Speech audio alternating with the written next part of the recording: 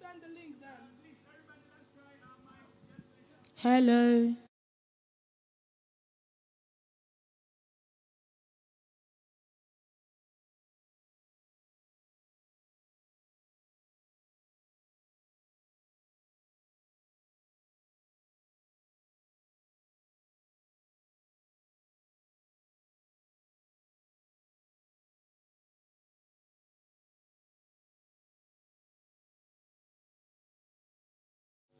I was hoping that someone was going to talk into the...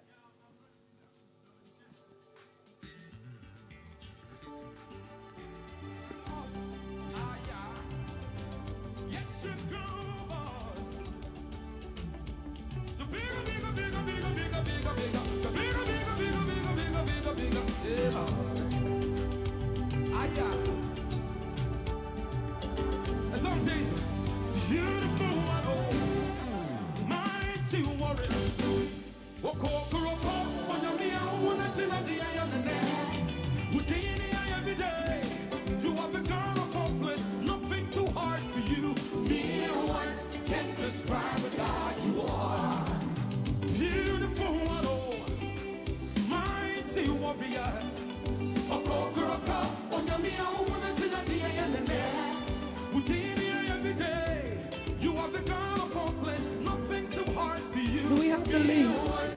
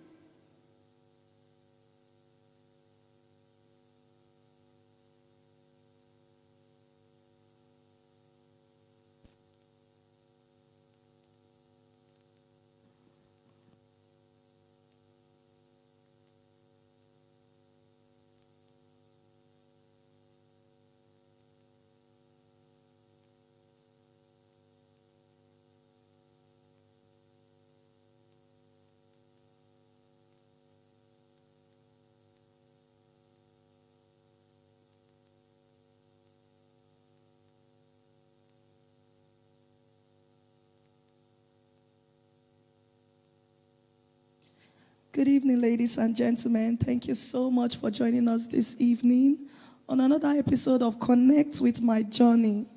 Before we begin, please do well to share the link that we have sent.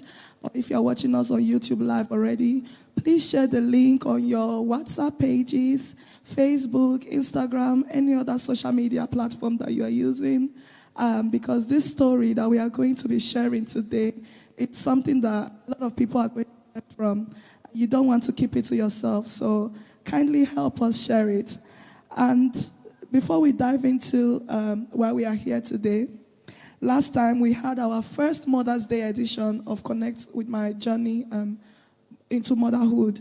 So we had some amazing ladies, and the stories were so touching, so amazing.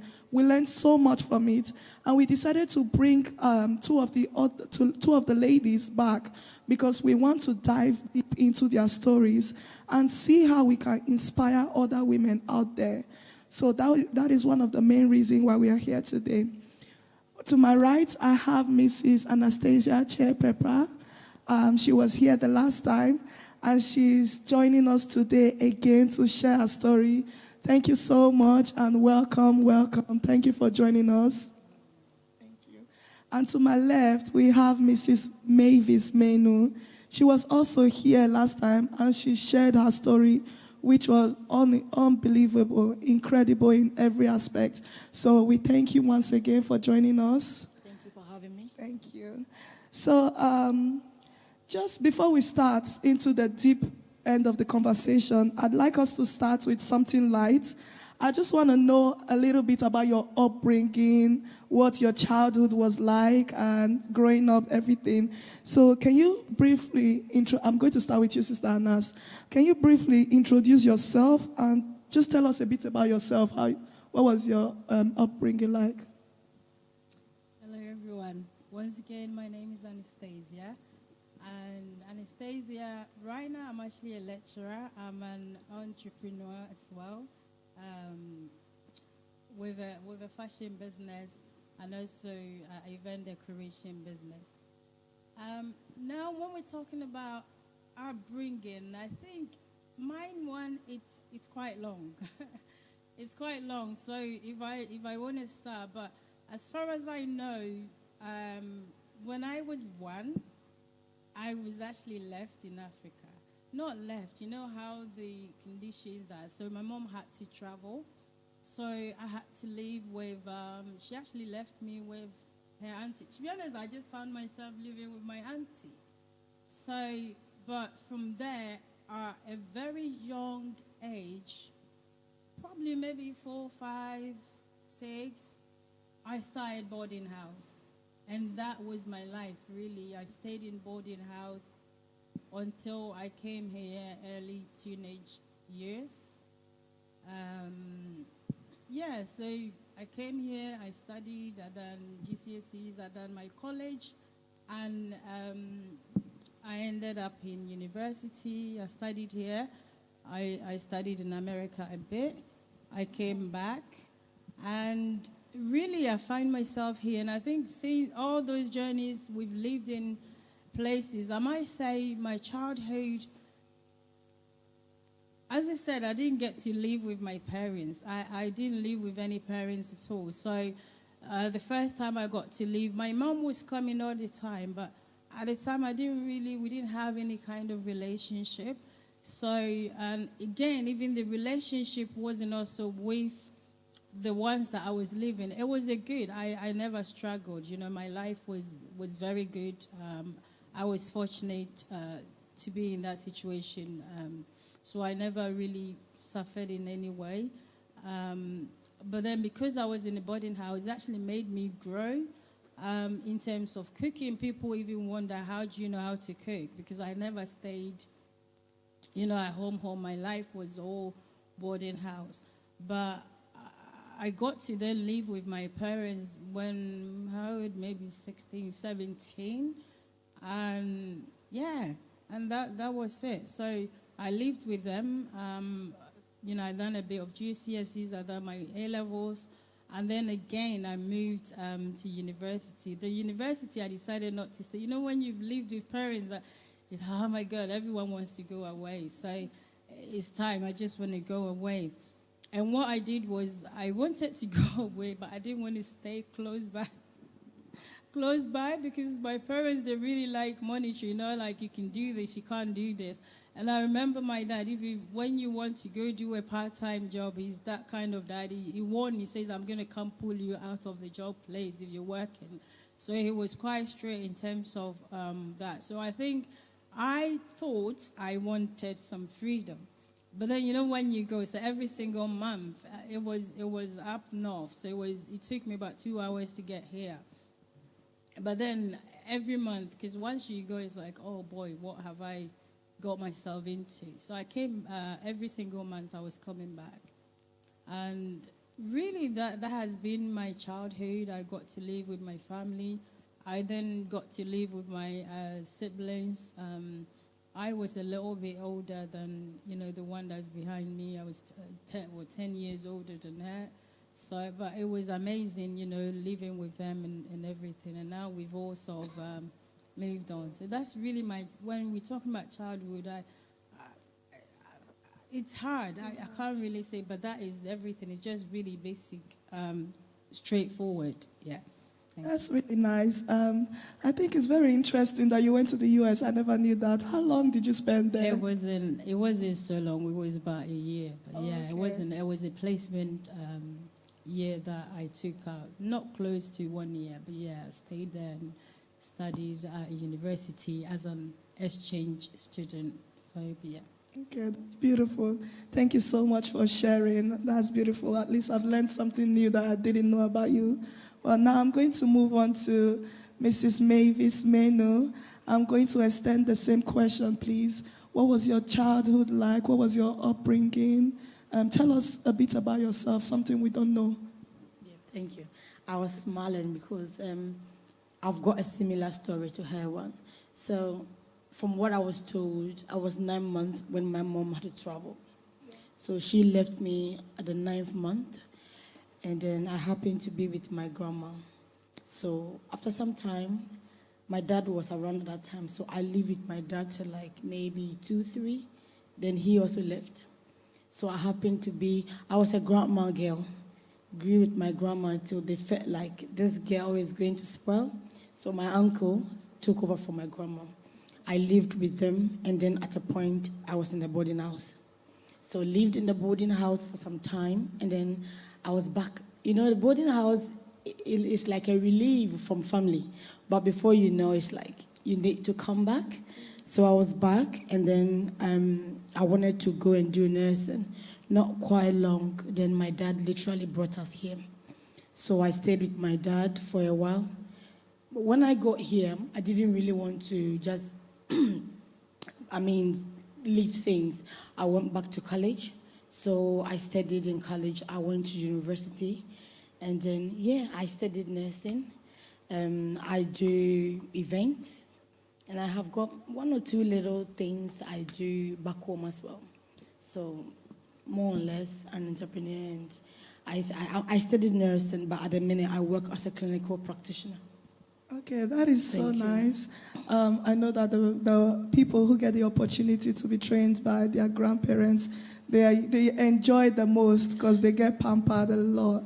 Now, I want to ask, I know, Sister Anna, I'm assuming because of your mommy and daddy that it was family that brought you here to the UK. That's right, yeah. Yeah. So what was it like coming from the UK, you went from Ghana to US before coming to UK? No, it was UK. Okay, yeah. UK first. What was it like transitioning from Ghana to UK? For me, because I never lived with my parents, so it was an opportunity to be with it. It was always communication. Phone calls was once in a while when I would call. It wasn't even me calling for money, but it's just, how you doing, that kind. It wasn't like now. And it was all through letters that when it's coming up to my birthdays and stuff, my dad, he likes writing a lot. So he would write me letters. And, my siblings were here.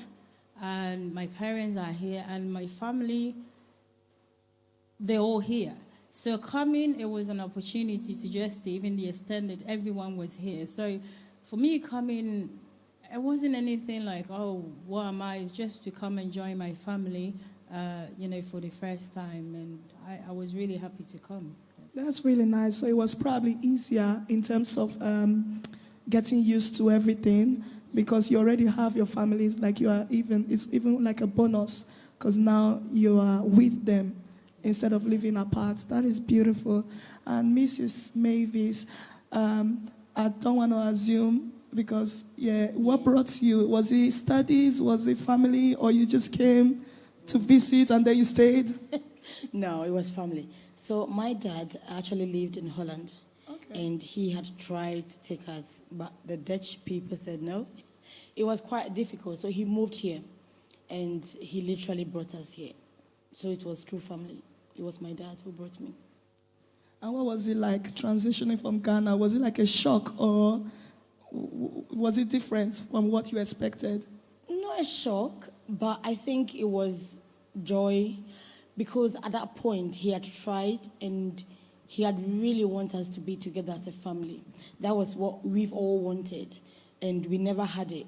And for me, it was my dad was more concerned because at that time we had lost our mom and he felt we were going through that grief and he wanted us to be close to him and everything he did wasn't working.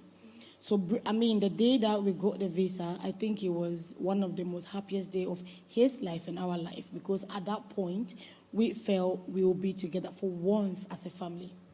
Yeah. Oh, that is so beautiful to hear. So sorry about your loss. But it's definitely so beautiful. And I'm glad that you both got reunited with your family. And it's so beautiful. Just moving on, I want to talk about church and community because obviously this is ICC House of Prayer Luton. In case you are watching live and you don't know, we are based in Luton. We are a family, a very big community, big family here. So I want to know, how did you find yourself in ICC? Was it through a referral from a friend or you had family members here? Or you just woke up one day into the building and then you stayed since then? Okay, so when I came here, my dad actually knew pastor. And he had a very good relationship with him. And my stepmom, she works on Sundays. So Fridays, she would always come to church because she never had the opportunity to come to Sunday services. So what would happen was, we would come to ICC with my mom on Fridays, and then on Sundays, we'll go with my dad to his church. But at a point, we told him, we believe strongly that this is where we have to be. We said, let us go to ICC because that's where we see our future. At the beginning, it wasn't easy because he felt we are his children, we should go to where he is and everything. But I think after some time, he saw us being more effective in ICC than being effective in his own church. So he said, okay, that's fine. If that's where you want to be, then go on, then go.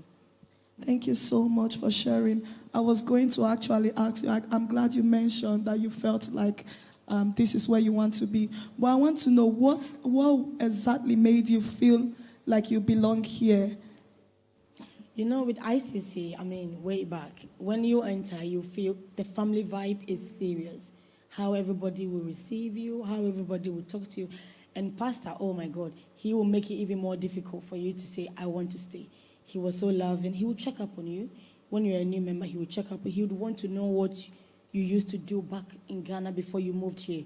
What role were you playing in church? He'd always wanted to continue whatever thing you were doing.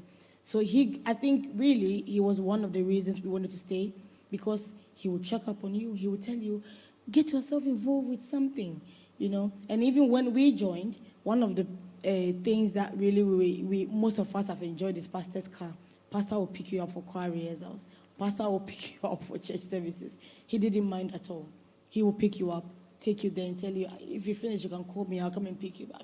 So I think that was one thing. The family vibe, the welcome, the warmth was really, really massive. And it was like everybody is everybody's sibling, or everybody is everybody's auntie or mother. And that made me really to think, this is where I belong. Oh, that is really nice. That's really lovely to hear that you had family, your stepmom and also your dad, but then you found something that made you to stay, that made you to believe that, you know what, I found my community to where I can serve Christ diligently, and it's beautiful. And yeah, and I can attest to that. Pastor is really much like as exactly as you have explained. He's always there for not even the members. Not even the members alone. For outsiders, he's always there, and we are grateful to God for the type of man that he's planted to be the shepherd over us here while we are on earth. So yes, definitely I can attest to that. And thank you so much.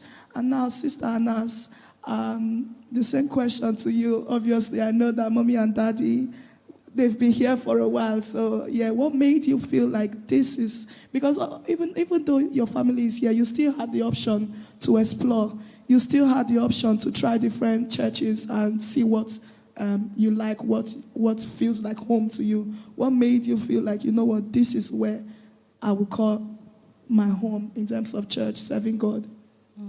Yeah, I think it's funny when Sister Mavis was talking, because Sister Mavis' stepmom was my mom's friend. They were actually a friend of ours. It was my mom that actually invited her to go to church.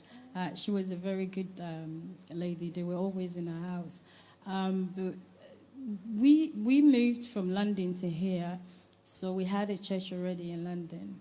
But as I said, I think it was around the same time, 2004, when I went to uni, and my parents were just really exploring, not really exploring, but we were still going back to London for church. So there was one lady that invited my mom because they were doing something. I think it was just when it opened, or a few months, something like that. At the time, I wasn't really here because I was in uni. So they started going. So when we finished uni, we broke up and came. I also joined them. And I mean, I was a teenager. I didn't really... Yeah, I had to go. It was, because when we met, to be honest with you, I think at some point when we were going to London, at some point, I wasn't going when they were going. So I got invited to Lighthouse, I think. I went once, and that was it. And then I went to, I think my cousins were going to Hempstead as well. But when my parents found this and I came back from uni, I joined them, and that was it. It was very small, and it's a church that, because it had just started, to be honest with you, you can easily give up if you're not the pastor's wife or the pastor or the pastor's child. There were quite a few people that everybody was dedicated. It was like a family. That's how it was. With pastor, would take us as his own kids. You know, where there were a couple of teenagers people that joined right at the same time. So seeing that the things from pastor, not just, the word, everything that comes, I really didn't see anywhere else to be apart from there. The family was good. It was all like one big family. And I've been in, my partner was a Lighthouse person. And usually a woman, you would go to where they go. But he came, because I invited him once before, and seeing my dedication, he also didn't see the point to take me out of the church to his one. So he liked it, and we all stayed. So, yeah. Oh, that is beautiful. That is really nice. And yes, we are very, very happy to have you. I'm happy to be part of this great community, this great family, and I'm glad to be part of it with you two beautiful ladies, and as well as the other members. As I mentioned while we were beginning, this is a follow-up session of the Connect with My Journey Mother's Day edition. So we are going to be diving really deep into the stories of the beautiful ladies here that we have today. But before we do that, I'd like to know a bit, because obviously we are talking about motherhood. Before then comes marriage, and before the marriage comes the man.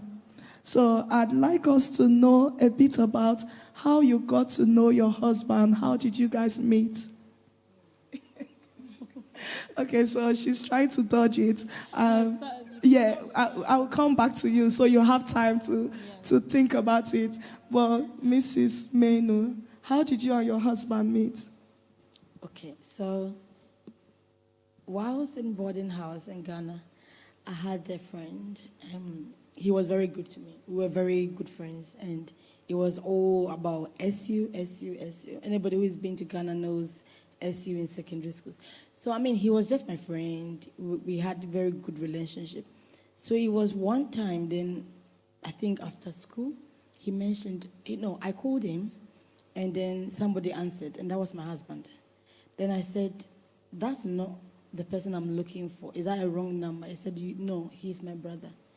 Then my friend picked up the phone and said, oh, that's my brother. If I speak to him, I think he's just like the SU boys. That was what he said. Then I said, what do you mean? So I just hung up. And then later, when, I don't know what happened, but we happened to meet again, and then we just became friends. I think that was it. We became friends, and we kept talking. That was it. We just kept talking, but it was purely friendship. But he had so much impact on my life, even when we had nothing at the back of our heads. So I remember he would call me at the end of every time school was going off and tell me, what were your results? He was very straight friend. And I'll be like, why? He said, yeah, I want to know your results. I think because of that, I had to learn even when I don't want to learn. Because I wanted to let him know I'm a shark. That's how we call it back home.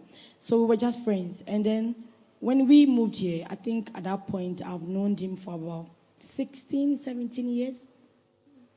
So, no, I think 9 years or 10 years when I moved here. So when he had completed uni, he started working. But I used to, you know what? My dad allowed us to go to Ghana literally every year because I think we were a bit bored at a point. So he felt like just go. So every year, I would see him. We would just meet, we would just talk, have fun, I would go. So basically, we were just friends. And then I think in 2012, after his birthday, he just popped the question, will you marry me? Just like that. We didn't have to date. We didn't have to do nothing. I think it was a shock, really. And then I said, oh, what do you mean? He said, yeah, I mean, like, will you marry me? And I'm like, oh. I said, you know what? I didn't even know the answer to give to him because I think it came as a real shock. So he said, oh, do you want to think about it? I said, yeah, I think it's true. I have to think about it. Then I just went off. Then you know what? The following day he called me and said, I know you have the answer. Just say it. Then I said, well, I think the answer is a yes. You know already. That was it. That was it. And I think, that same year, I went home. We had our knocking. The following year, I was in Ghana. We were married. That's it. Wow, this is different. This is different, but in a good way. Oh, yes. Sometimes you can jump stages. This is what I'm learning. First of all, pick the phone, even if it's not your own. You can pick your friend's phone, pick your brother's phone. You don't know. You might be speaking to your future wife. Secondly, you don't need to date for many, many years if you know she's the one. Even if she calls you friend, brother, or even if she has put you in the brother zone, just pop the question and then see what happens. If it is for you, it's for you. That's it, isn't it? But you know what? We had so many things in common. Me and him, we had, like, literally in terms of family-wise, in terms of sibling-wise, in terms of where our parents were. There was I don't know why, but we had so many things in common. It was like a twin living on a different place. We had so many things in common, and we were born in the same month. I think that really bonded us, the fact that we had so much in common, born in the same month. And at that point, his parents had also left him in Ghana with family. My parents have left me in Ghana with family. So we had consolation in each other. So we confided in each other. I think I confided in him more than my family at a point. Even though at a very young age, I don't know why, but I trusted him. And I really confided in him. I think that was a reason why it was very easy for us to make that decision on a very quick note. Okay, that is very, very nice to learn, to understand. So you went from friendship to knocking, let me put it that way. So was there, during your friendship now, was there any moment where you felt like, this man might be the one for me? Was there anything particular that made you to think that, you know what, the way he does things, the way maybe he dresses or pulls his trouser up or something, that's the man for me? Well, my husband, he used to be a very stiff guy, let me put it that way. He's very principled. And at a point, I would say, he's a very good guy. If I marry him, he'll be very good. But I'll think about that aspect. Like, this guy, you know what, my husband would just want to be, it should be straight, it should be straight. And he would tell you if it should be done. And that was his logo. It must be done well. He's that type that, and he doesn't care where you are, where he is, he will put it as he has to put it. He has changed so much now. But in those days, it doesn't care if it's a prayer ground and I'm doing something, just come and tell Mavis, this is wrong. Like, he was too straight. He was very straightforward. He was a very principled type. I think the principle aspect of him drew me closer to him, because at that point, I didn't really have somebody I was really looking up to. And the fact that I knew, like guys coming up, he wouldn't pull his trousers down. He was into God. And yeah, we talked for years. He never had any idea of coming to my house and visit me with all those kind of things, We will meet, but we will meet somewhere. We can spend the whole day together, but it was never in the house. He had that principle of, you're not going to my house. I'm not coming to your house. I remember the first day he had to visit me, he came with his best friend in my house. Even though it was my house, that people were in there, he came with his best friend. And, I think that made me feel like if I married this guy, I think I'll be in safe hands. And that was because I knew he loved the Lord. I think that was one of the major reasons. I said in my heart, if I married this guy, I'll be in a safer hands. That was because I know he loved the Lord. Yeah. That is beautiful. That is so, so beautiful. I've learned so much, and I'm getting to know you better. When I see Mr. Menu on the next service, we need him in some of the young adult sessions, so that when he will show the way, that you don't need to spend years, talking stage that will go for like 5 years and nothing is happening. Sometimes you open your eyes and you look, and then you say, you know what, I wanna finalize the deal on my birthday as well. Make sure it's on your birthday, so to add extra flavor to it. So, Mrs. Anastasia, you've had time to think now, I believe. I'm going to extend the question to you. How did you meet your husband, first of all? What was the first point of contact? With me, my mom had a shop in Luton, up somewhere in High Town. So usually when I break up from uni, I would go there and look after the shop. But then one day there was someone just kept calling the line in the shop. So I would pick up and had, that kind jovial, I'm like, who is this? So every time they would call, and I don't know. So one day the person just said, oh, you want to come to my shop? There was an OPC estate agent, but I didn't really know that's where the person was. He says, I said, who are you? I'm in my shop. You're asking me to come to your shop. Who is this? So that was it ended. It was a mystery. And then, next time I had to go to uni. So there was a lady who used to come to church here, Big Mama. She's a very jovial lady. So I've never seen him before. My husband, the friends, I don't know, because they're very particular. They don't usually go out. They have their way of doing things.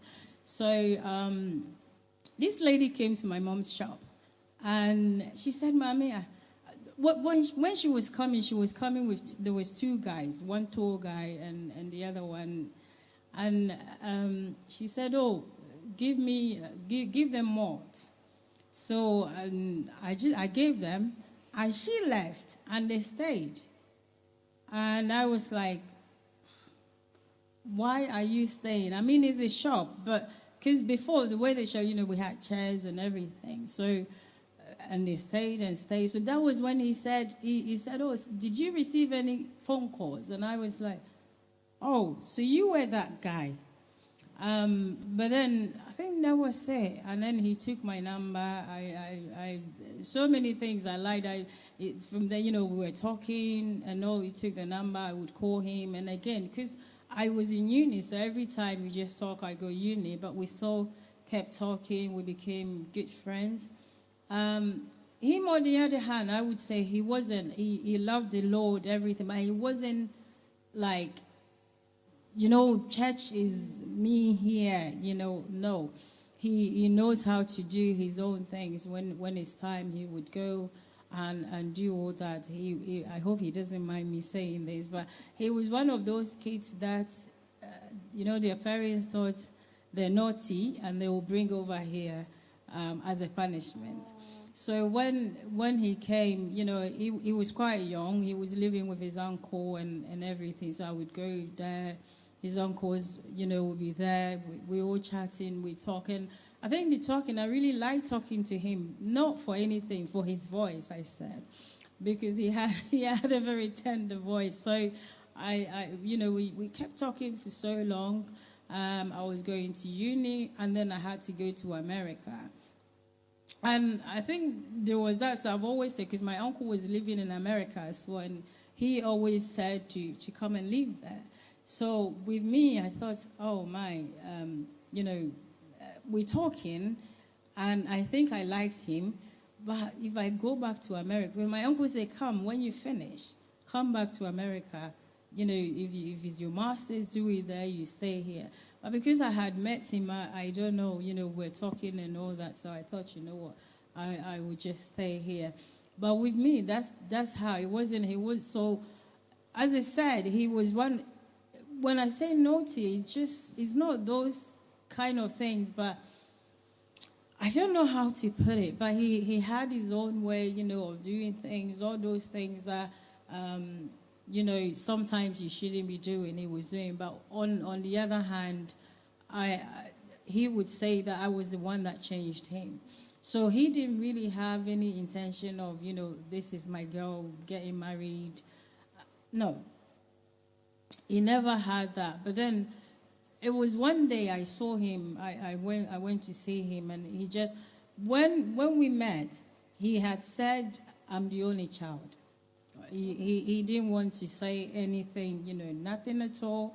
All these stories, about my parents, his family, no, he wouldn't. So that day he just broke down. He was crying, and he said to me, you know what, no, I'm not the only child. So he just started to open up to me, and he was just telling me all about his family and everything. So from that point, I started talking to his mom, and I think the auntie in the house had also spoken about me to the mom. So the mom thought, oh, there's a good girl, I would say, who is sort of, because since then they started talking, things have changed, is this. And to be honest, yeah, I would say, I'm not saying this, for anything, but even he would say I changed him in so many ways. And in fact, he's also changed me. I would say I was not a patient, no. Even now, because for me, I don't have that patience. If anything, it comes, I will just tell you. So I think the first time that he wanted us to go, he said, I think we're going to the cinema or something. He was late. And I was very angry. And I think that really put him off, because he said, we've not even started anything. and then this behavior, so what if? But then through that, as Mavis said, we all have so many things in common that you would say something like I'm thinking, and we're all thinking of the same thing. We sort of, for me, I think what has actually kept us is us having that one mind, we're one-minded, When I started, as my aunties would say, since you were a kid, every time you said I'm moving to Ghana, you've never moved. But we had the same mind that when I say I want to move to, it's just the same thing. It's just God, for me, had planned it in the way that, like, everything that I like, he likes. You know, the patience now of becoming calm. I think when you're growing, you start to learn. But that's my thing. So I met him in that shop. It was through my mom's shop. I don't think I would have met, you know, something that God has actually planned would happen. And you know, when you're starting to, you know, have feelings for people, I would just say to my friends, you know, oh, this person came here. He's changed. He used to be Jesse. He said, this guy, Jesse, came here. And all my friends saw, because my friends, we were all like those girls, hey, we're all starting to explore. And he says, I said, oh, that was, this is Jesse. Oh, my God. Someone with, they're so, you know, like that kid, teen, that kind. But I don't think I knew that we would get here. But at some point, we all started understanding. I think it's all about growing. When you're growing and starting to understand things, we both, you know, helped really each other to grow from that point until when, you know, we got married and everything. And at that time, we were talking. I didn't really officially, you know, when parents, you're on the phone and you've not said anything, but then they know you're talking to someone. I think at the time was when phones, you know, you could do things with phone. So I had put the name on. So when it rings, you know, when it calls out the name, and it's just the time that it kept calling every time.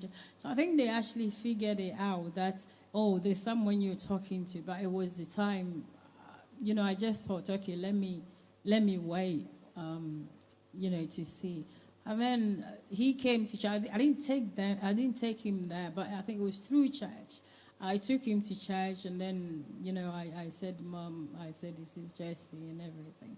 From there, he became a family friend. My dad, they all liked him. So, yeah, my dad saw he was he was good. So when I said, oh, you know, this is the guy, maybe he came knocking, there was no problems at all. Yeah. That's really nice. That's really nice. I think there's a connection here. Phone calls. One was tending to the mom's shop, but she was receiving phone calls. The man was disturbing left, right, center. And then the other one was picking his brother's phone. And from there, should I say toasting, the way they would say it, toasting the future wife on the phone. So I think there's a connection here. So guys, keep your phone, keep your notifications on, and make sure that you are picking the phone calls. You don't know, your potential husband or wife might be on the other end of the call. So we are going to go on a quick break, just 5 minutes. But when we come back, we'll dive fully into the main reason why we are here today, your journey, your experience into motherhood. But please do stay tuned. And if you have any question in the meantime, put it in the chat, and when we come back, we will answer them. Thank you so much for joining us.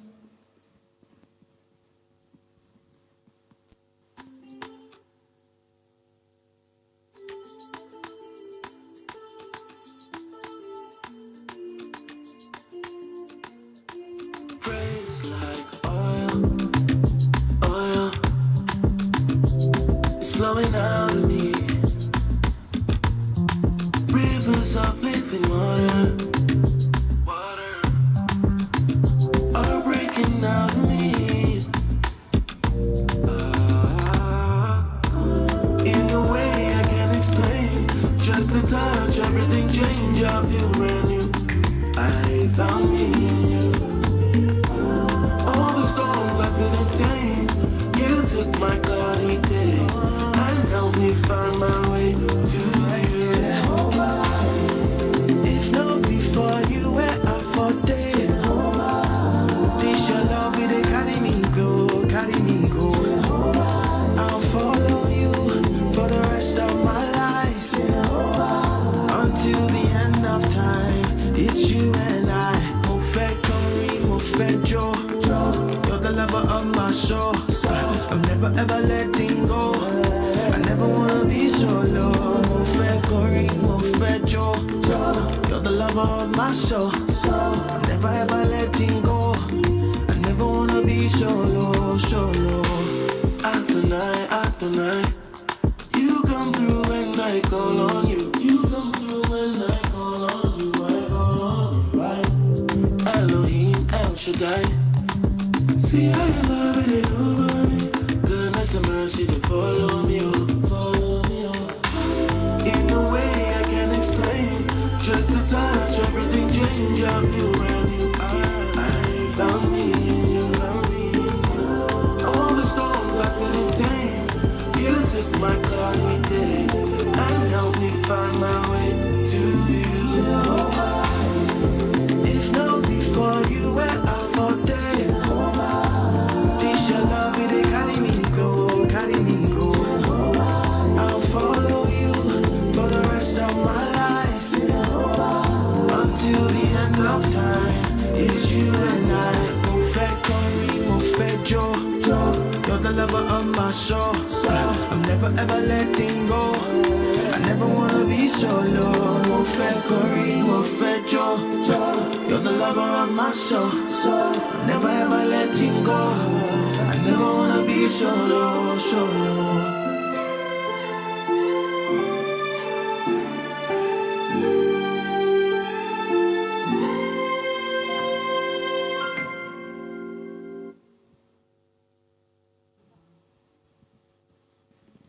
Thank you so much for joining us again.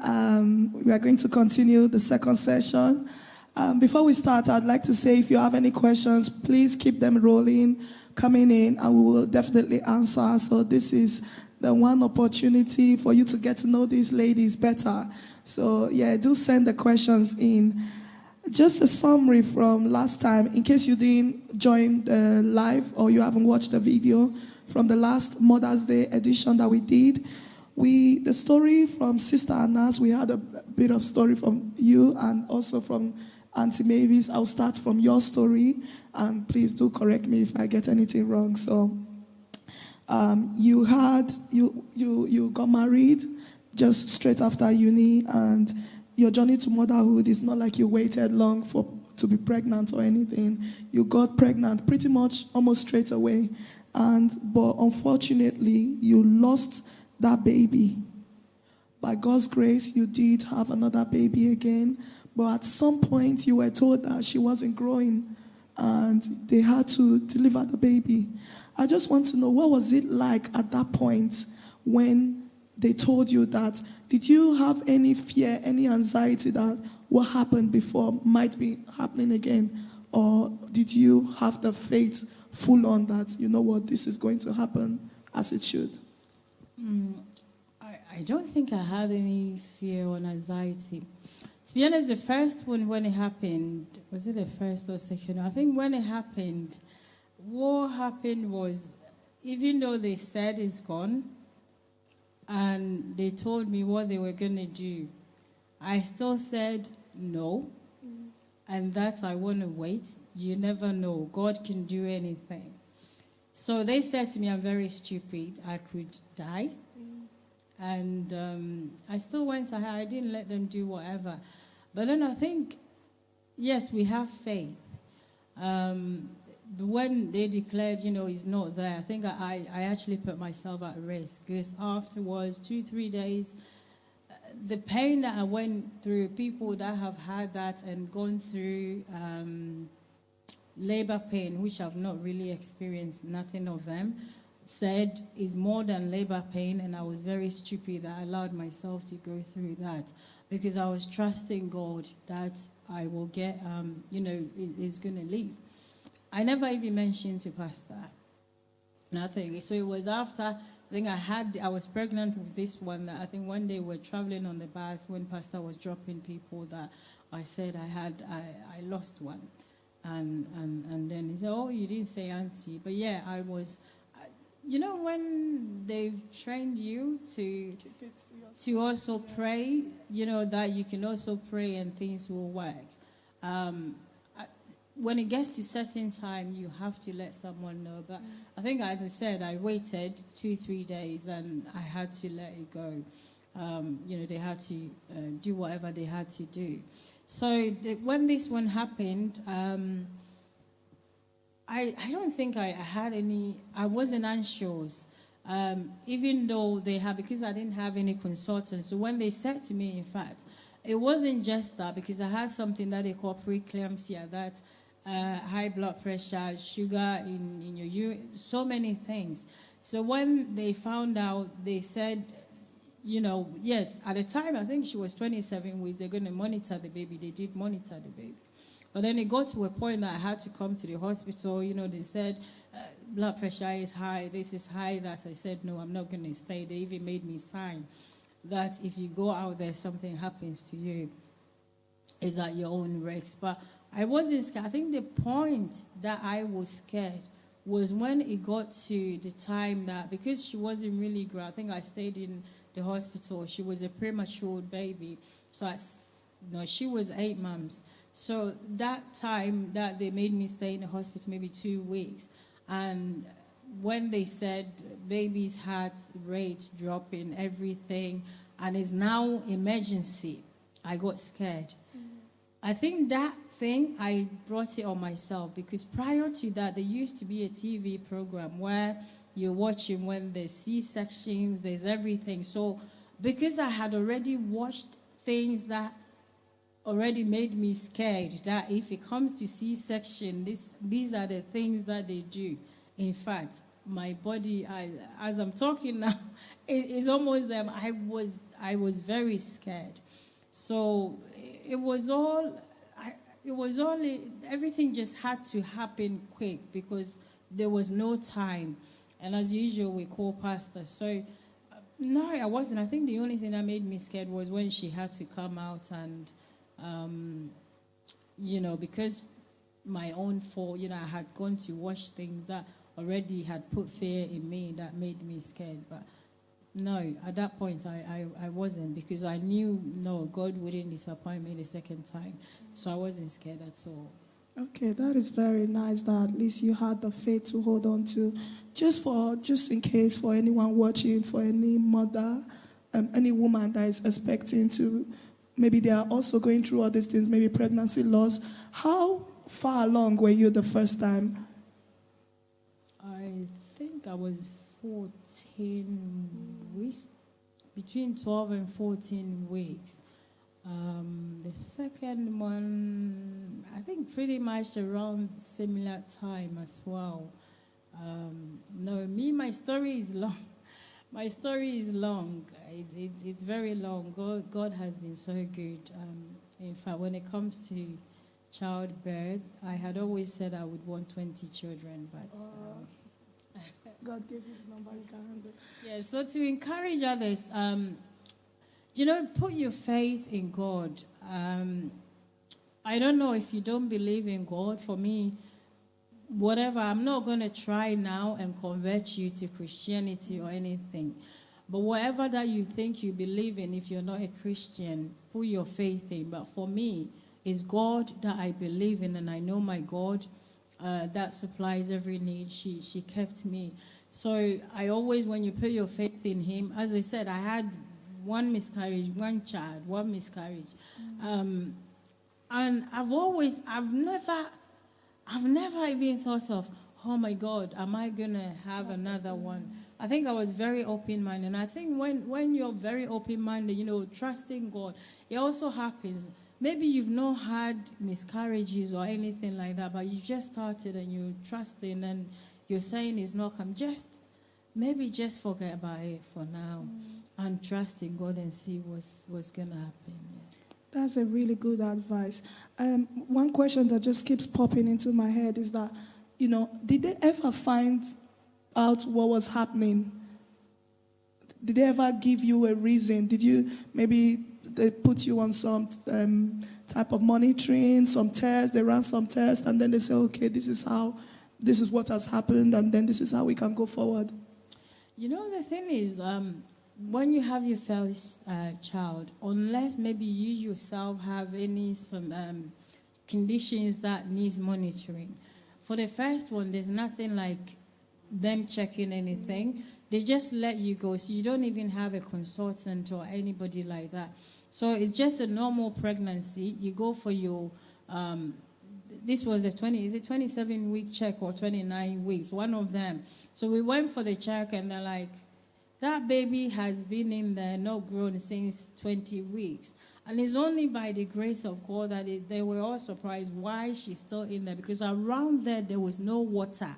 So she was just lying in there, no water, no food, nothing. She just dry in there.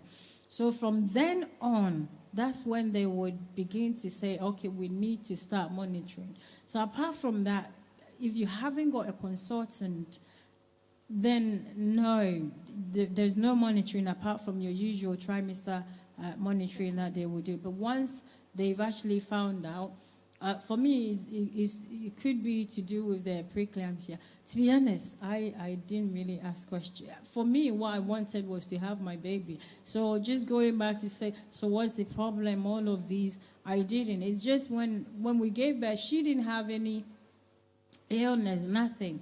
It's just that she was very tiny. The other one was even tinier, but we'll get there. She was very tiny that Daddy would just go sit in Niku, and it's like, the way he is big and he just thinks he's going to break him. You see how skeleton, when you see a skull, like a dead person, how the lines, and this is how she was, like, because she's not grown. So the skulls and everything, it was, but it was amazing. It's just God. So there isn't any monitoring unless, excuse me, but you wouldn't know if there's anything wrong unless you go for those checkups. So no, it's only after there's help. Yeah. That's very nice of you to say that, you know what, I've seen your daughter, and if you didn't say it, I would have never thought that she's premature by any means. And just before I move on, I want to ask you, so you found out at 27 weeks. So at what stage was she born then? How many weeks? She was born at 8 months. Okay. Just maybe days after 8 months, she was born. But as I said, I have another even more premature. Yeah. Yes. Okay. So. Wow. Let's park that for now. This is a lot to digest for now. I'll come back to the other ones. But yes, thank you so much for sharing. And I'm going to quickly move on to Mrs. Menu. So I'm just going to read a summary of your story that you shared before. So you had pretty similar experience, but you lost 2 pregnancies actually, early stages. Or even more. That's what she's saying now. 2 or even more. But at early stages, and you got pregnant again when your husband moved to the UK. Luckily, you weren't even thinking about pregnancy at that time. So your mind was fully occupied. You were in uni as well. So that was good because it kept you busy. And yes, so I want to know that, you know what, at that point when you finally found out the third one, I don't know if there was more, like you said, but the third one, did you ever feel the anxiety that this one too? I don't know how to phrase it, but I guess you know what I mean. Yeah. I understand. Did you have the anxiety, the fear that you were going to lose the baby again? Okay. So you see, with me, I had so much, not fear, because I'm a woman of faith, but at the back of my head, I felt like, will I be able to go to full term? Not because I didn't believe God would do it, but I'm coming from a background where you've seen repetition. And at that time, I've been married for like 6 years. I've been married for like 6 years. So at that point, I knew that because the other pregnancies, if I cross 14 weeks, that's exactly 2 months, I'll begin to feel like I'm being lightheaded. Like they call it the fainting spell. The moment I begin to have that fainting spell, it's like a cycle. I know that baby is going to come out. So there was one time I was in church on Sunday, and then it started. I literally picked my bag. I started walking home. I didn't even pick a car, nothing. I just started walking home, and I was just crying because I knew right from the moment the fainting spell started, I knew that baby was going to get out. So I got home, changed, and just got in my bed. That time, my husband wasn't here.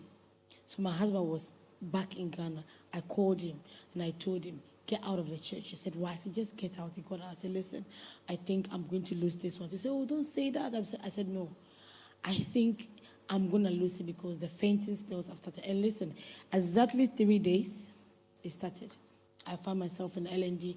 But there was one thing I'd always done. I never allowed them to flush out any baby.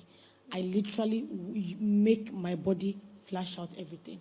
I said this, I said, if God allowed or watched it to happen, then that's why when she was talking, I was laughing. I said, I'll go and say, oh, we just have to give you a pill to let everything come out. And then I'll tell them, thank you very much for the help. But if this body said he didn't want the baby, can the body just flush it out himself? Then I'll just walk out. They will give you something to sign, self-certification. I'll sign it and I'll walk out. And my body will just get everything out. At a point, I was scared. And I was like, oh, what if one day everything doesn't come out?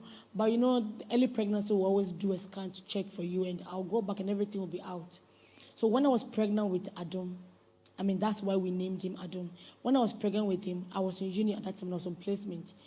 Anybody who is a nurse here knows placement is killing. So my attention and everything was just diverted onto placement. When I got to know I was pregnant with Adam, I was about 16 to 18 weeks. Okay. Now, this is where the devil struck. The moment I knew I was pregnant, then the enemy struck again to give me those symptoms. But at that point, my husband was with me. And at that point, Pastor had said something to us, which had actually built my faith more. And I had taken a decision out of faith, and I had seen it work so smoothly. So that time, I told the devil no. So I was actually in a bus going to Northampton. In October, it was cold. I was sweating. My clothes were wet. If you looked at me, you would see there was something wrong with me. So all the people around me felt there was something wrong. I just got up from my chair, walked direct to the driver, and I told him, you need to park this bus. He said, why? I said, look at me. He said, I can see you are sweating, you are wet. What is wrong? I said, I am so weeks pregnant. I think there is something wrong. I need an ambulance. So luckily, we've just gotten to Luton Buzzard. So at that point, the ambulance was taking forever. So I called a friend, Abby, she's still in church. I told her, get to Luton Buzzard now. Pick me up. I need to get to hospital one way or the other. This time, I'm not going to allow it to happen. So we got to hospital. You know what? It had got nothing to do with pregnancy. They were questioning so many things, and they wanted to do a surgery. Well, I told them, I'm sorry, but I'm not doing this surgery. I said, let me have this baby and die, rather than allow this baby die and I leave. So they kept me there for about 6 days, thinking I'll give up and they will take me to theaters or something. But I kept telling them, this baby isn't going nowhere. I'll keep the baby. And that's Adam. So I think on the 6th day, I told them I want to sign that I want to go home. If anything happened, it's upon my head. After some time, the consultant came around because at that point, they've given me to consultants and whatever. They've been coming around every day and talking. I wasn't listening. So I signed it, and then I walked home on Saturday, I remember. And then I told myself, the next time I walk into this hospital, I'm coming to deliver. And that was what God did. So for me, I would say it's not just faith, but sometimes, you see, faith is a doing word. If you say you have faith, sometimes you'll be tested to do it. So Exercise the faith. You have to exercise that faith. That's what I think. Yeah. So that would be my journey, and it hasn't been just that one. I'm Adam with. I was in placement. I don't know what happened. I just feel like somebody flashed their hand around my face. I was on top of a staircase, and when I gained consciousness, I was just rolling down the staircase. I couldn't even shout Jesus. I didn't know what I was shouting about, just saying, hey, hey, hey. And one lady just came. I don't even know where she came from. She just put her leg right at the bottom of the staircase. Instead of me to go right on my face, I went sideways. She just held her leg just stopped me going on my face.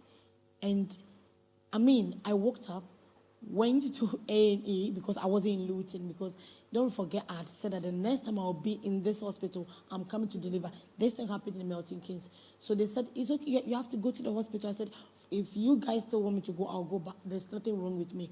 I went, they checked my baby, they checked me, we were okay. I got up, picked my stuff, and I came home. Wow, wow, wow. That's all I can say. That is really, really, really inspiring. So you fell from a flight of It stairs, was quite a long staircase. and you see how God works. Even one thing that I want to touch on is the fact that by the time you were pregnant with this one, Adum, you had passed that stage where you normally lose the babies. Yeah. So that fear of, oh, the 12-week mark is coming, or is it 14 weeks? It's coming. It's God fast. took you over before you even realized that you were pregnant. Yeah. Wow, Yeah. that is beautiful.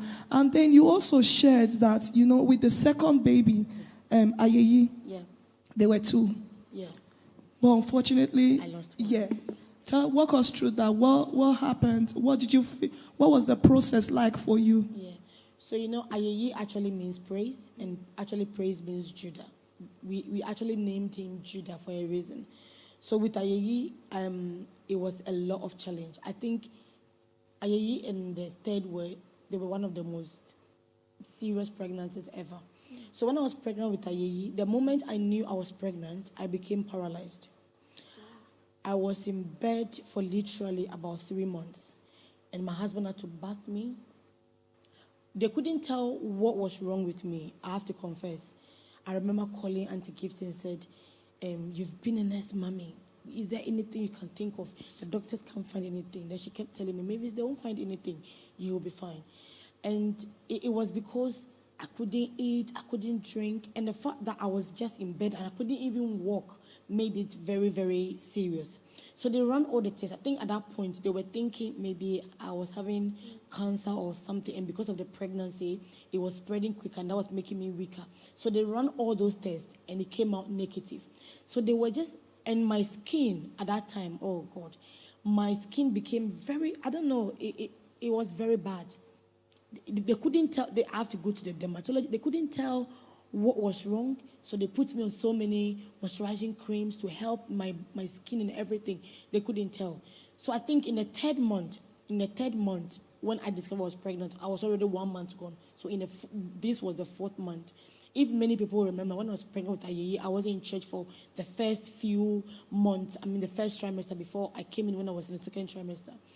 And the moment, I got to the 4th trimester, I think there was a particular day, this was very emotional, and it's still emotional for me and my husband, because I saw people carrying coffin into our house. And then they told me, Mavis, today will be the end. So I don't know why I believed Was this it. in a dream, sorry, or were you? I don't know, I was just there. I don't know, they said I was seeing things, I don't know. So I just called my husband, sat him down, and then I told him, you know what, you know how I struggled to have Adum. This boy means a lot to me. This is what I have just seen. So I'm just going to tell you, you are young. I'm not going to say don't get married if I die. But maybe after today, I'm going to be alive. If you marry, make sure that lady doesn't mistreat this boy. Because if there is a ghost, I'll come back to hunt both of you. I did say that. Because I loved that boy to bits. Because that was the only child I had at that time. So I told him, you are young, marry, no 2 ways about it. But listen, make sure nobody maltreats that child. It was then that he had told me that his good friend had called him and said he saw him with a baby on his shoulder, and he was at the funeral. And the funeral, he was doing that funeral. So that actually went in line with what I was telling him. So I think that woke him up, because when the friend said it, he didn't really take it serious. That night, I tell you, he didn't sleep all night. That man prayed all night, because I couldn't sleep as well, because I knew I was going to go that day. And I think for some strange reason, we were not even pushed to tell pastor. We were not pushed to call anyone. Nothing really made us to call anyone. But then there was one thing he told me. He said, listen, When I was going to get married, I prayed. I had prayed all years before I got married. God never told me I would lose my wife along the way. Listen, I'm going to go old with you. We will die on the same day.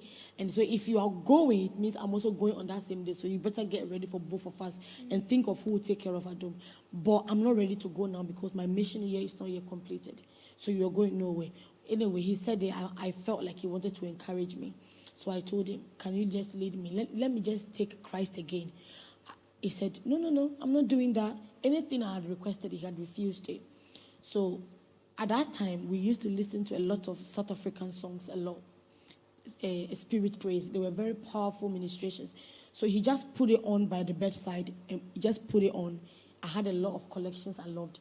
He brought all of them, put them together in like a folder, and they started playing. Then he left me in the room. Adom was sleeping. He went to the living room. I could literally just hear him praying. That was all I heard. He prayed from that night, I told him, to the following morning.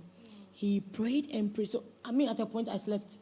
When I woke up, he was still praying, and that was around 6 a.m. Then he came to me and said, if you didn't die as you said today, then it means you aren't going to die now. Exactly a week after, I stood up and started walking. Wow. So I started walking again, but at this point, I had so much pain. So they had to give me crutches. So I started using crutches. But then we have been to the hospital. We were literally, I stayed in the hospital. But I never agreed to sleep there. I told them, listen, if I would die, I prefer to be at home with my family. So they always allowed me to come home. So I'll go in for the check, I'll come back home. I'll go in, I'll come back home. But it was after, at a point, I think I'd used the crutches for about 3 months. But every time I'm coming to church, I'll leave the crutches at home. And I will tell my husband, it's the house of God. I should be able to walk to the house of God.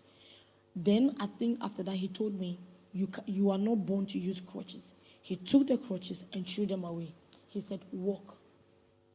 That was how I started. I had so many skills I was using to walk and everything. It was at that time I started having bleeding and everything. Then we went and then we realized that one was lost. One was literally coming out. They managed to do whatever they did. But the good thing was they were in different sacks. If they were in the same, then, yeah. But at that point, one went, but we still had one. And because one had gone, they would monitor you because they wanted to be sure that the other one was safe. And I still had the fluid, everything was still there. So my belly was still very big. And they were worried why I'm still having the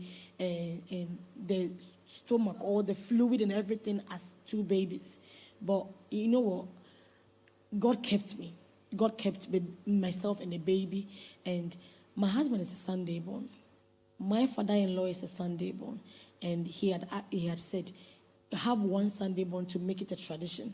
So I told God, let this one be a Sunday born. So on Sunday, when he was going to be born, it was on Sunday I was going to have Ayeye. Construction started and everything. We went to the hospital. But they said, no, you're not going to have that baby. Everything stopped. You won't believe it. God kept me. Throughout the week I was in contraction. Then I delivered him the following Sunday. Wow. When the baby was born, that was when we remembered. The Sunday that I didn't have Ayeye was the date my mom died. So I think God didn't want, sadness and happiness to be mixed together. So he carried me, that was what I believed. He carried me over to the following Sunday, and I delivered the Sunday again. Wow. God is good. God is good. That is a powerful testimony. I want to ask, how far along were you when you lost one of the baby? I think that should be, because literally it was just in the 4th month. But you see, for me, it was a bit of a concern because before Ayeye, I had lost 2 pregnancies.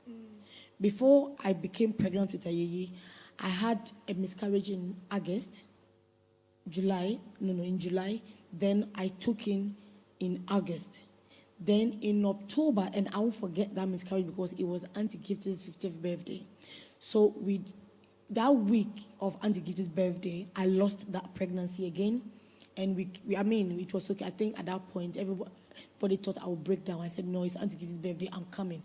I still wore my white because she wanted the ladies to be in white. I had my white on. I came smiling and everything, but I was bleeding seriously because the miscarriage was still going on at that time. And me, I don't allow them to flash it out. I make my body work it out. So I had to, because of that, I had constant checks. So I think it was around the third, in the 4th month, really. In the 4th month, I would say. Yeah. Wow. That must have been tough for you and your husband, your family to go through. And yes, we are definitely, we bless God that you have come out of it with a testimony. That is the good thing about it. And I just want to know, at some point, maybe before Adum came, and even after Adum, was there any point when you were having those pregnancy loss, was there at any point where you almost gave up? That you felt like, maybe motherhood is not for me? Did you ever feel that? No, I never gave up because even when I had wanted to give up, my husband would tell me, God had never told me I won't have kids. So even if I felt it's something to do with me, the head of the house, it's saying God never told him. And I have to hear from him. He has to hear from God and tell me. So I think I kept using that, and I kept telling myself, as long as he hasn't heard it, I haven't heard it. So there was no point I felt I would not be a mother. I knew I would be a mother, but maybe I had it at the back of my mind, it would be a tug of war. That's just because I've grown up to see my aunties and stuff go through things like that. The moment you have to be married in my father's house, if a man should come and marry you properly, then that's when the war starts. It's either you are pregnant before the marriage, or after the marriage, there will be no child. And if those that were privileged, that I saw them have children, had only one boy, that's it. You can never. But if you are just with a man, no marriage, nothing, you have to have 100 kids, you can have it. So I saw a trend and I saw a tradition like that. And so for me to have said, I remember, just to take you back, before we were going to get married, I had to travel back home to get married. I remember going 2 weeks before the time, and I think I told my husband, you know what, because of this tradition in my house, can we think of getting pregnant before the wedding? At least now we know we'll get married anyway. My husband told me, listen, I've not come this far to be messed up, for you to mess up my head. You are speaking from the pit of hell. Get thee behind me. You know what? When he did that thing that day, I was really pissed. I was very angry. I'm like, you're not even listening to what I'm saying. He said, don't worry. We'll surely have children. I said, do you know, my auntie is even, and my auntie she loved me. So she kept ringing it. Speak to that guy. That was so from papa of a husband you have gone to get. Telling him that this thing. You know what? Anytime I went, he told me, I want to wear white on my wedding. And I'm not ready to stain that white. I think I've never forgotten that sentence he made into my ears. He said, you see that white suit I want to wear? I don't want to stain it. And don't help me stain it. Wow. Sometimes it's your mind. Yes. Your mind messed things up for you big time. Yeah. Wow. We thank God for your husband, that he didn't fall into it, into the temptation that you were trying to pull him into. We thank God that he held steadfast, and today there's testimonies that you guys are giving your family. Thank you so much for sharing. Now, Sister Anas, I want to ask you, so you shared the first pregnancy, the first baby that you got to deliver, and then even after that, you said the second one was even more difficult, even smaller, more premature than the first. What was it like when you were going through that process again? And also the baby stayed in the hospital as well, the second one. Excuse me, yeah. For me, all my babies, I think they love the hospital. So it gets to a point where the boy, him is another story, but they call me up and they say, oh, you're one of the doctors now. That's how L&D, when I had him, they call, because I was there every single week for something else that he's just God's praise. But with Nyamiche, yeah, after Diamond, as I said, I had another miscarriage. Again, at this time, I had a consultant. So at least now the consultant is there monitoring things. So every time there's something, all those trimesters, or I had more appointments. It got to her, again, I had to stay in the hospital, and they were monitoring my urine, everything. And yet again, we have to go because baby's heart rate is dropping. So for me, every time there's that run and that fear they will put in me. So she was, I think for her, I really don't know if it was the same because every time I get pregnant, I get this preeclampsia. So I think it's maybe that's why. But with Diamond, she was 1.95 kg. And Nyamiche was 1.25 kg. So she was very small, but she came at 7 months as well. So with them, all of them have to stay in the hospital. Usually when I give birth, I stay there maybe 2 weeks for monitoring, and then we have to keep going back and forth. They stay in the hospital minimum for 1 month to help them grow. They don't have any illnesses, nothing. It's just because they've not grown, they need to monitor them apart from those little jaundice that everyone has. With the third one, I don't know if you're going to ask me, everyone saw me, I was like a penguin. He was very big. He went food, so it got to a point where the consultant was saying, I don't know how long you can wait. We're looking for space for you. There isn't any space in the hospital so you can have the baby. So I think it was just 5 days. They were trying to let me have maybe 2 weeks because he stayed. And I thought, this time, thank God, because there's no premature baby. So 5 days to his time, they said to come for elective C-section. That was the only available time. So Kwame used to work. His shift, excuse me, he would finish work like 2 a.m. So I would just always stay anyway because I'm not a sleeper. So I would just stay till 2:30 a.m. until he comes. So I felt some sort of pain, which I've never experienced any labor pain. So I didn't really know whether it was labor pain or whatever it was. So I stayed. And this was Sunday, the next day to the elective C-section. So I thought, hey, it's Monday. That's when I have the appointment, 9 a.m. So why should I go to the hospital? So we stayed. We went to the appointment. Straight, I said to them, I think I started having pain. They said, oh, no, you should have come straight away. So anybody that was there, they just said, we need to go now again. So with him, yes, it was full time. He was very big. He was almost 6 kg. Oh. The problem was he was, should I say he was trouble? No, but he had a lot of issues. They would just say there's sugar level, there's this, that, there's this, that. And, when people give birth that you get to hold your baby, I've never, ever, taken baby out to say, hold your baby. Because my babies, there's always something wrong. So straight after, they have to run and put them in NICU. So with him, I just said I give glory to God that he's still there because there were so many challenges. You're there. And because I stay in the hospital, there's too much crying, and you get confused because my babies are not here. People's babies are crying, and I'm complaining. So every single, I don't know if it was even more than an hour, they would just come and say, we need to do this. We need to do whatever puncture, and he can die. And it got to a point, I said, what, just do whatever. So I remember they had put me in a normal, what's the place called, the women's place, the normal ward.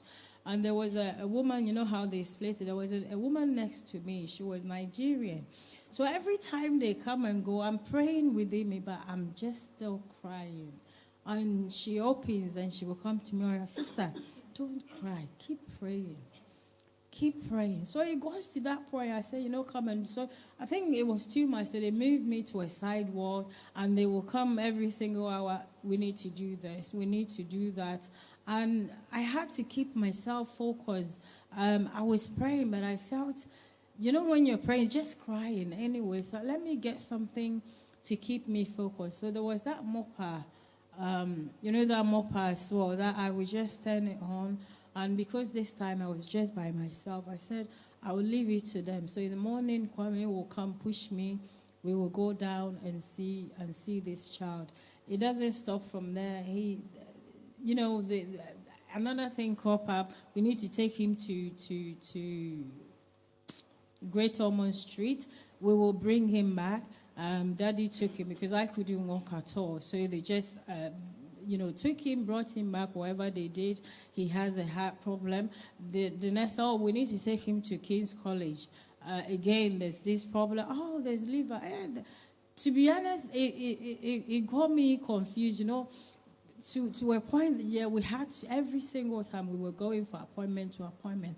And I would say still we're going, it came 3 months, King's Great Ormond Street, let's do a test, there's a family history, whatever. I say, there's no family, there's nothing, we're not going to do that test to become one of your trials. So you just leave it, we won't do the test. When he grows, his heart, he's not even going to be able to run, he's not going to do this, he's going to... These same people, there was one last appointment we went, they said, you know what, we don't know, there's nothing wrong with his heart anymore. So that got there, but the King's Court, when the enemy it's something that I always pray, I pray about it. It was a 3 months appointment, 6 months appointment, now it's 1 year. We still go to the glory. There was one time that my manager, my former work, she said to me, because her husband was having an issue, and he asked me, how is your son? I said, yes, this is the situation. He said, Anastasia, you know what? Maybe, yes, God has healed him, but it's just God wants to keep you like that. I said, I don't want to be going to hospital every single year. So God has healed. I know in me God has, but when I'm going for that, I just wait for that moment where they will give me again the same thing as that Great Ormond Street when they said, you know what, that's it, you're not coming back. And that's the moment I know God has healed, because the things that is said, that even to put camera inside, surprisingly with them, they say no. But we got to find out anyway, the King's College one, I think, is human error. Because he wasn't well, one of those things. So it was human error that he developed that. But to the glory of God, you see them here, they're fine. They're fine. Wow, that is such a beautiful story. That is amazing. And the amazing thing is that you got to experience both. So one was, you had two that were low birth weight, and then you had one that was the direct opposite, 6 kg. Wow. Thank you so much, ladies, for joining us today. Thank you so much. It's been amazing getting to understand your journey, and we do not take this opportunity for granted.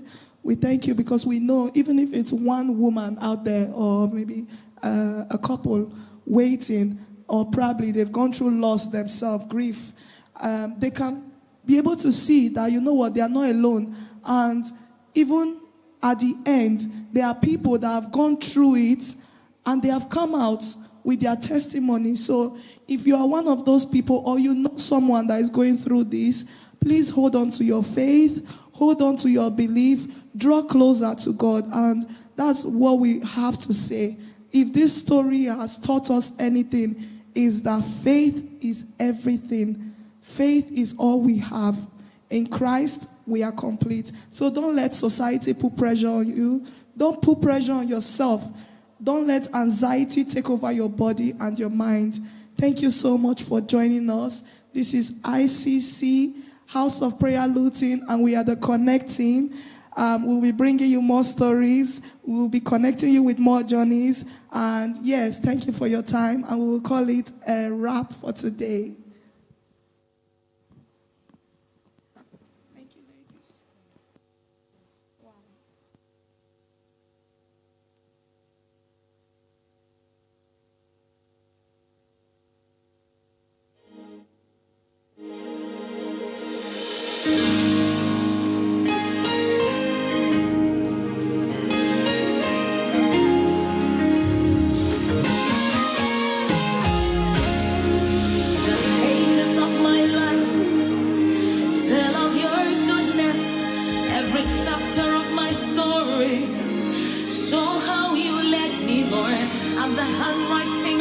mercy by the finger of the Lord. This is the finger of the Lord. You've been right here beside me, through the fire, through the rain. I didn't burn, I didn't drown, 'cause you were right by my side.